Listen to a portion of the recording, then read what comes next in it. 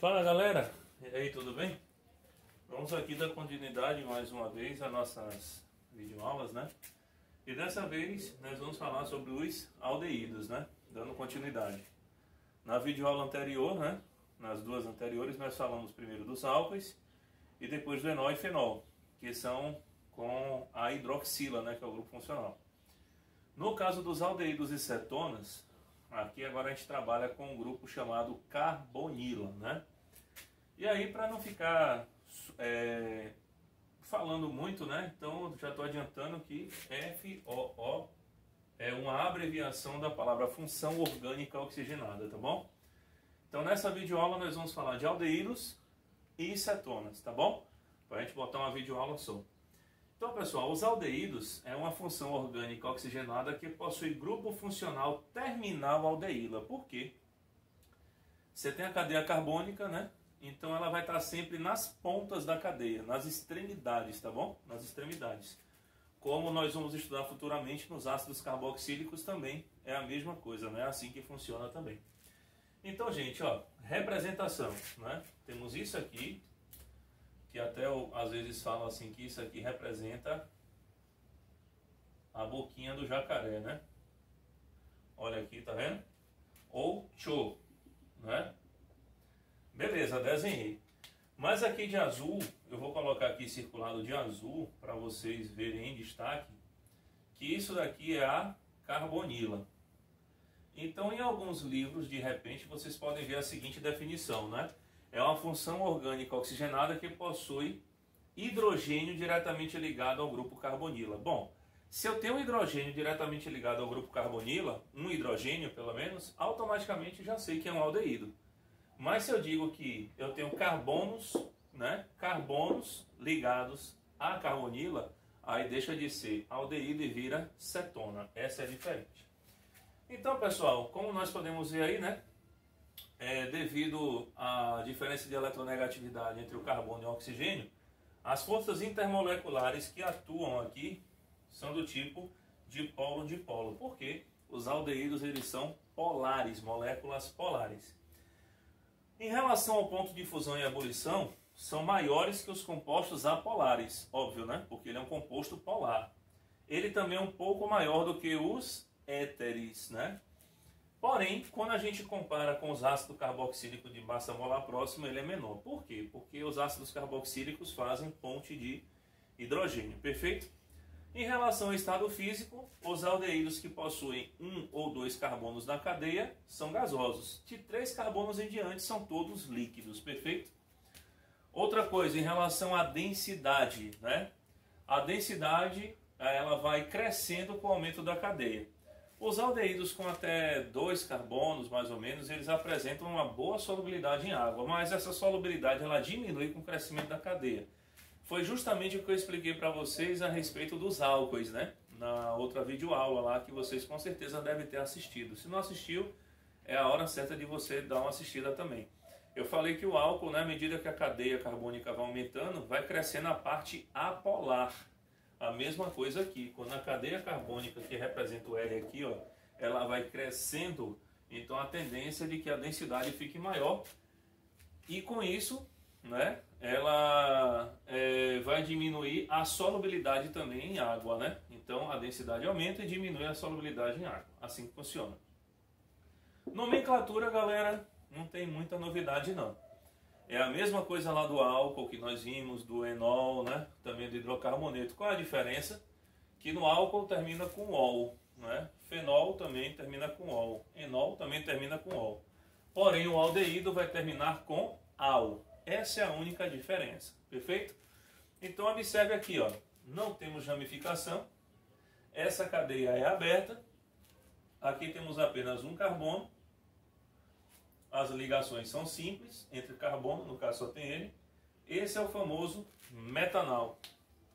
Esse metanal também pode ser chamado de aldeído fórmico. Aldeído fórmico também pode ser chamado de formaldeído. Todos esses apelidos que eu passei para vocês é só para dizer que ele é o formol. é aquele mesmo composto que nós utilizamos para conservar peças anatômicas, né? Então, quando você vai no laboratório que você vê aquelas peças, né, do corpo humano ali, ó, dentro de um frasquinho com líquido, aquele líquido é o formol, tá? E tem que ter um percentual ali para manter em equilíbrio ali. Bom, pegando a mesma ideia, então esse aqui é o etanol. O etanol é conhecido também como acetaldeído, ou aldeído acético também, tá bom? Nesse caso aqui, o terceiro, tá vendo? Esse aqui, no caso aqui, ó, nós chamamos de propanal. De preto eu estou colocando a nomenclatura oficial da IUPAC. Esses de azul aqui são algumas nomenclaturas comerciais, tá bom? Nesse último caso aqui de baixo, né, nós temos 4 carbonos na cadeia principal. Então esse aqui é o que nós chamamos de butanal, perfeito? Vindo para o lado de cá, nesse caso aqui a cadeia eu começo a numerar da direita para a esquerda, porque nós estamos vendo que o grupo aldeído está aqui na ponta. Então por causa disso vai ser but. Atrás do carbono 2 eu tenho uma ligação dupla e a terminação al. Não precisa indicar onde está o al, porque o al é sempre na ponta, perfeito? Nesse caso aqui, ó, eu tenho aldeído nas duas pontas. Tenho aqui e tenho aqui. E aí eu tenho justamente uma ligação dupla aqui e outra aqui. 1, 2, 1, 2. Empatou. O desempate está justamente aqui nesse cidadão, que é o metil. Então eu vou começar a numeração da esquerda para a direita. Então nesse caso nós vamos ter o nome 3-metil, X, né? X, 6 carbonos. Na posição 2, vou chamar aqui hexa, tá bom? 2,4 dien. E aí, como eu tenho duas terminações aldeído, dial. Não preciso colocar a numeração do aldeído, porque eu sei que são nas extremidades, perfeito? Gente, façam suas anotações aí, que a gente já vai continuar agora com as cetonas. Perfeito? Bem, pessoal, dando continuidade aqui à nossa aula, né? Vimos agora há pouco os aldeídos, né? Vocês estão vendo aí nessa aula. E agora nós vamos ver, né? Falar um pouco sobre as cetonas. As cetonas, né? É uma função orgânica oxigenada que possui grupo carbonila, também é outro que possui grupo carbonila, só que dessa vez compreendido entre carbonos. Portanto, R, certo? R e R' tem que ser diferentes de hidrogênio. Porque se um desses dois for hidrogênio, isso aqui vira um aldeído, que nós já vimos agora há pouco, né? Alguns minutos antes aí, nesse mesmo vídeo. E esse aqui circulado é o que a gente chama de grupo carbonila. Perfeito? E aí nós temos essa parte aqui, ó, que a gente pode escrever também dessa outra maneira aqui que vocês estão vendo. As propriedades das cetonas, né? Como elas não fazem ponte de hidrogênio, assim como o aldeído também não faz, só que tem um detalhe.